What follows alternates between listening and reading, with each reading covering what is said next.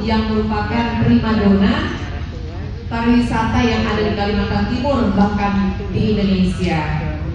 Dan tentu saja banyak sekali yang menjadi penyebab mengapa Berau ini menjadi primadona pariwisata.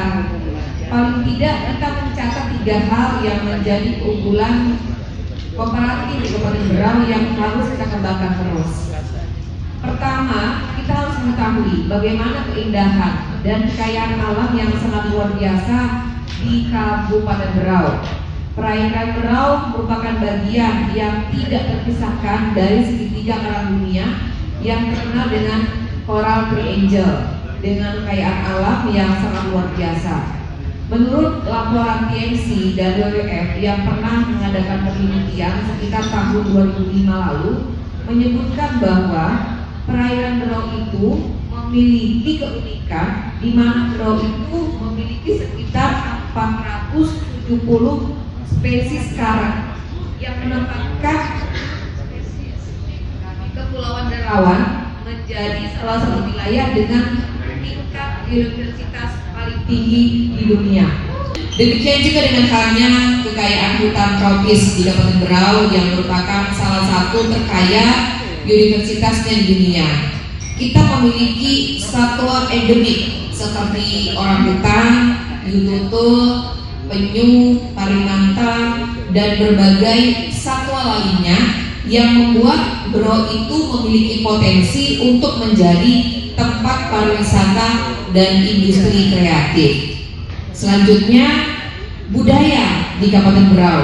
3 suku asli di Kabupaten Berau yaitu Banua. Kalau saya Bu asli Banua Bu, ayah ibu dari sini, jadi produk lokal. Ya, sama dengan kakak tua juga produk lokal. Ya. Ya, Banua, Dayak, ya, dan Bajau, seperti itu. Kemudian berdampingan selama ini dengan para pendatang dengan berbagai hasanah budaya Berau semakin berkembang, tidak kurang kekayaan sejarah dengan adanya Gunung Tabur dan Kerajaan Sambaliung menjadikan potensi wisata dari sisi budaya menjadi sangat luar biasa. Dengan kekayaan budaya dan kearifan lokal inilah berkembang seni budaya sebagai awal tumbuhnya industri kreatif anak bangsa. Saat ini telah berkembang batik Berau dengan corak motif yang mengadopsi kekayaan alam dan kekayaan budaya di Kabupaten Berau, termasuk ibu yang tadi topi ibu pakai, ya. Kemudian juga dengan batik yang tadi bapak diserahkan kepada bapak, kemudian juga dengan kalung-kalung manik yang bapak pakai, ya, seperti itu. Itu salah satu kerajinan yang kami miliki. Itu baru salah satunya, belum semuanya seperti itu. Jadi saya informasikan semakin berkembangnya batik di Kabupaten Berau, bahkan salah satu dari pembatik, ya, tadi batik yang diserahkan kepada bapak itu batik ulin Pak, itu sudah pernah pameran di Belanda, seperti itu, ya. Artinya sudah semakin banyak. Kemudian juga dengan adanya tenun. Saat ini tenun sudah ada di Kabupaten Berau, yang dulunya tenun itu belum ada Ibu. Karena saya lihat banyak suku pendatang dari NTT, saya perhatikan mereka tuh menenun motif mereka. Saya berpikir bagaimana caranya meningkatkan taraf kehidupan mereka. Saya ajak mereka, Ibu, kalau Ibu tenun motif Ibu, kita nggak bisa pakai, kita nggak mau pakai. Tapi kalau Ibu tenun motif Berau dikolaborasikan, kami pasti pakai, seperti itu. Nah, jadi sebagian pembatik penenun yang ada di Kabupaten Berau yang rata-rata berasal dari NTT, NTB, kemudian juga Toraja, itu sudah membuat tenunan asli motif Berau seperti itu. Jadi kita boleh pakai, ya.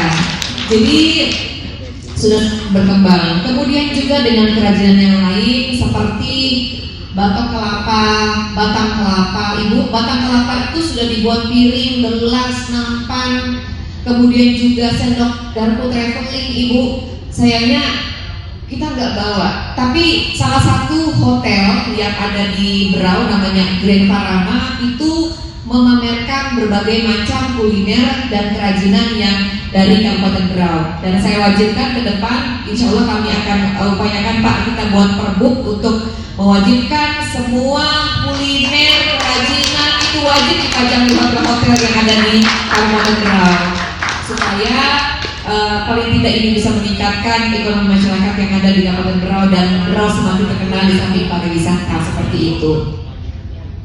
Kemudian Bapak Ibu yang berbahagia, kekayaan alam yang kami miliki dengan budaya yang luar biasa ini tentu saja dapat meningkatkan hasil tambahan ya, produk barang dan jasa yang ini dipasarkan oleh pelaku usaha di Kabupaten Berau. Sebagai contoh, jika pengusaha ingin menjual kakao hanya dijual sebagai kakao biasa, tentu harganya akan berbeda jika diberikan branding tertentu kepada produk tersebut. Misalnya, jika kita membeli kakao produk dari Kampung Rasa, maka Anda sebenarnya ikut berpartisipasi menjaga konservasi orang hutan. Saat ini, untuk informasi, kakao di Kabupaten Berau sudah semakin dikenal di dunia. Ya, alhamdulillah sudah produksi bahkan sampai ekspor ke Swiss walaupun tidak seberapa besar. Kemudian juga sudah pameran Ibu di Grand Indonesia ya, namanya kakao Rasa dengan merek kakao Pipitin, itu namanya kakao Rasa seperti itu. Saya nggak bawa, kalau saya bawa Ibu boleh rasanya itu unik sekali ya, seperti itu. Jadi kami juga sudah mulai mengadakan studi banding ke Jogja. Namanya, saya bilang Bapak, dengan bentuk-bentuk yang unik seperti produk yang kayak di luar negeri itu di kotak-kotak dengan berbagai macam rasa dan bentuk, saya kepinginnya ayo kita undang yang punya produk yang punya produk kakao untuk juga berinvestasi di Berau, karena kita punya bahannya, kita punya pabriknya yang selama ini disupport oleh Brokol. Dengan dirinya mereka, saya tidak mau studi banding, saya nggak mau mereka datang memilih, nggak mau. Saya maunya mereka itu datang, kita punya pabrik, kita punya bahan, tolong kami dibantu untuk mengembangkan ekonomi masyarakat seperti itu. Jadi kerjasama lah seperti itu. Nah, jadi Bapak Ibu yang saya hormati, saya sambung lagi, di masyarakat dunia branding orang utan sangat penting karena orang utan itu merupakan flagship species yang dapat menjadi indikator sehatnya hutan yang ada di Kabupaten Berau. Dengan demikian, maka para konsumen tidak ragu untuk mengeluarkan uang lebih banyak untuk dapat memelihara hutan Berau yang pada gilirannya akan memberikan kontribusi penting dalam menjaga iklim global. Jadi banyak sekali plusnya ya dengan adanya memberikan dukungan kepada Kabupaten Berau. Di samping kami juga terbantu secara ekonomi, kami juga memberikan dukungan berkontribusi dalam menjaga iklim global seperti itu. Jadi hal lain yang kurang disadari banyak orang adalah tentang posisi geostrategis Kabupaten Berau, bukan hanya dalam konteks nasional, tetapi juga dalam tingkat internasional.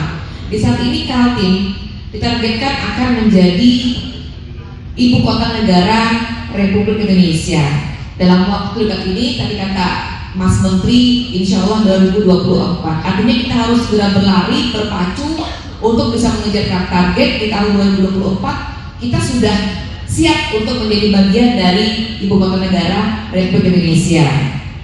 Seperti itu. Ini tentu akan menunjukkan peluang yang luar biasa bagi Berau sebagai penyangga IKN. Peluang pengembangan pariwisata dan ekonomi kreatif ini sangat besar sekali peluangnya.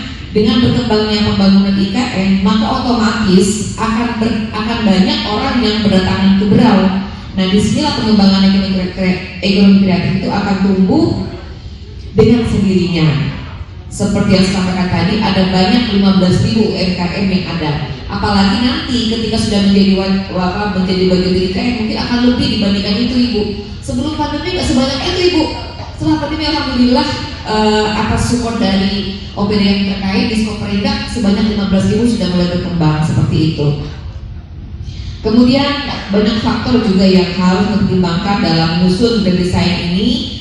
Salah satu yang penting adalah posisi IKN ini. Selanjutnya, posisi Berau yang memiliki perbatasan langsung dengan negara tetangga harus dapat dilihat secara utuh dan menyeluruh, sehingga semua potensi dan ancaman yang timbul dari posisi ini harus dapat kita antisipasi ke depan seperti itu. Kondisi geosentris ini tidak dimiliki oleh kabupaten kota lainnya di Indonesia. karena kita merupakan perbatasan, jadi banyak plus minusnya, jadi memang harus seperti itu. Seorang bupati saat ini saya harus dipaksa untuk memiliki wawasan global yang sebenarnya tidak terpikir ya.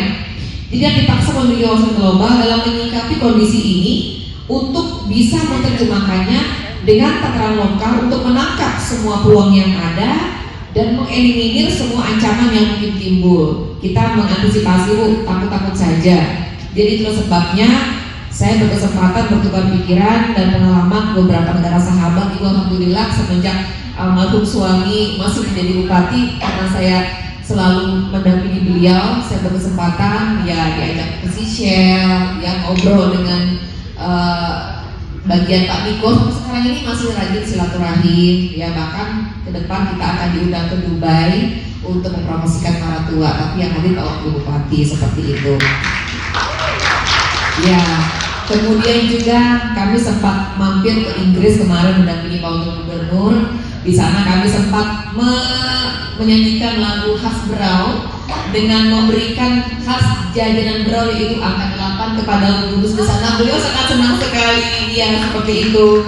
Kemudian juga ke Skotlandia pada waktu itu di Glasgow, kami memaparkan tentang indahnya Berau yang ada di Kalimantan Timur yang memberikan kontribusi dalam hal menyumbangkan karbon seperti itu. Kemudian juga ngobrol-ngobrol dengan salah satu teman di Turki, walaupun saya nggak terlalu bisa bahasa Inggris sebenarnya, tapi bahasa itu di translate jadi bisa ngomong seperti itu. Nah, jadi dengan pesatnya informasi dan melalui saat ini, maka setiap seluruh dunia langsung saling terkoneksi dan saling mengaruhi, baik kita sadari ataupun tidak. Selanjutnya kita beralih kepada tantangan dan ancaman yang dihadapi oleh Berau dalam mengembangkan potensi ekonomi kreatifnya. Jika kita berbicara tentang tantangan, mungkin akan sangat banyak kita perlu selesaikan. Namun pada kesempatan ini yang perlu kita menjadi pembicaraan penting adalah bagaimana caranya kita meningkatkan sumber daya manusia. Karena sumber daya manusia ini penting sekali, tidak akan bisa berbuat apa-apa kita kalau sumber daya manusia ini tidak kita maksimalkan, seperti itu. Jadi saat ini kualitas sumber daya manusia menjadi tantangan untuk mengembangkan potensi yang dimiliki khususnya ekonomi kreatif. Saya kadang membandingkan dengan Jogja. Terus terang ya, karena saya asli Berau, kadang-kadang saya suka jalan-jalan kayak ke Jogja, ya Bu ya, kayak ke Lombok, mohon maaf ya. Di sana terus terang mohon maaf, saya lihat packagingnya bagus sekali Ibu. Saya beli packagingnya, ini mohon maaf ya kalau ada orang Jogja, tapi ini benar keadaannya. Saya beli keripik pisang Ibu ya, karena packagingnya cantik, jadi saya beli Bu. Saya beli, saya cicipin. Di Berau juga ada keripik pisang, tapi packagingnya belum terlalu bagus. Tapi saya perhatikan packagingnya bagus, tetapi rasanya mohon maaf lebih enak buatan Berau. Nah, iya. Karena orang Berau itu Bu jago-jago masak gitu ya. Nah, di sini tantangan buat kita, bagaimana meningkatkan sumber daya manusia supaya yang namanya keripik pisang, keripik singkong, keripik sukun. Ya Allah, itu di Berau itu banyak sukun, singkong, keripik pisang, masya Allah. Saya ingin Diskoperindak berikan dukungan sepenuhnya dalam hal pendampingan, packaging, pemasaran supaya kita juga setara dengan mereka. Jogja itu Bu, masya Allah, mohon maaf banget. Saya rasanya karena saya mungkin lidah Berau ya, tidak terlalu, mohon maaf, nggak terlalu. Saya lebih the best produk Berau. Tidak pakai sini lagi mohon maaf ya. Jangan tersinggung orang Jogja. Kita pun juga ingin maju dengan bersaing secara sehat seperti itu ya. Kuliner itu kakao dengan produk yang ada sudah pameran di Indonesia. Kemudian juga terasi, udang kering, ya ebi itu Bu. Kemudian juga khas makanan Berau seperti orang Banjar itu apa namanya? Sarang semut, kemudian juga angka 8 dan makanan-makanan yang lain. Kemudian kerajinan batik, tenun, kerajinan batang kelapa, anyaman dari masyarakat Dayak itu merupakan satu hal yang sangat luar biasa. Ya, kemudian juga bahkan salah satu pengrajin batik tadi saya sampaikan sudah pernah pameran di luar negeri. Artinya ini sangat penting sekali untuk kita masyarakat Berau. Ayo kita kembangkan semua produk yang ada dengan promosikan, bela, dan beli produk khas Kabupaten Berau seperti itu. Beraunews.com, media online selalu membangun lewat berita, informasi terpercaya.